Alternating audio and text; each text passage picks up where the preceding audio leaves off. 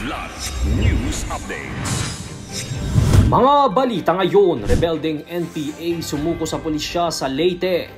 5.3 milyong pisong halaga ng cocaine na samsam sa anti-drug operation sa Cagayan.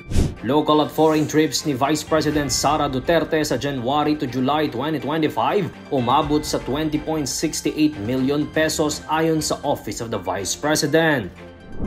Ako po si Cesar Soriano para ihatid ang nangungunang mga balita sa buong kapuluan ngayon.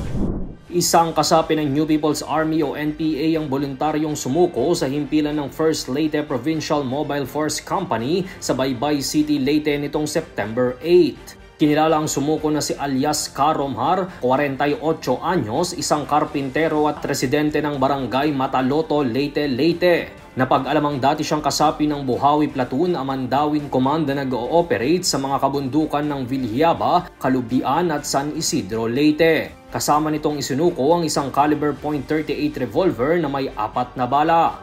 Nasa kustodiya na ng 1st LPMFC ang sumukong rebelde para sa kaukulang dokumentasyon at disposisyon. Nasamsam ng anti-drug operatives ang tinatayang 5.3 milyong pisong halaga ng cocaine sa bypass operation sa barangay Tagat Sur, Claveria, Cagayan noong Martes ayon sa ulat ng pulisya nitong Huwebes. Kinilala ni Police Brigadier General Roy Parena, direktor ng Cagayan Valley Police, ang suspect bilang si Bong, 43 anyos, na mangingisda na matagal nang minamanmanan dahil sa umano'y pagkakasangkot sa iligal na droga. Nakuha sa kanyang 1 kilong cocaine na may Coca Racing label, 249,000 pesos na Budel money, isang cellphone, black backpack at susi ng tricycle. Kasalukuyan siyang nasa kustodiya ng pulisya habang inihahanda ang kasong paglabag sa Comprehensive Dangerous Drugs Act of 2002. Inanunsyo ng Office of the Vice President o OVP na gumastos ito ng 20.68 million pesos sa local at foreign trips ni Vice President Sara Duterte at ng kanyang security and close-in personnel as of July 2025.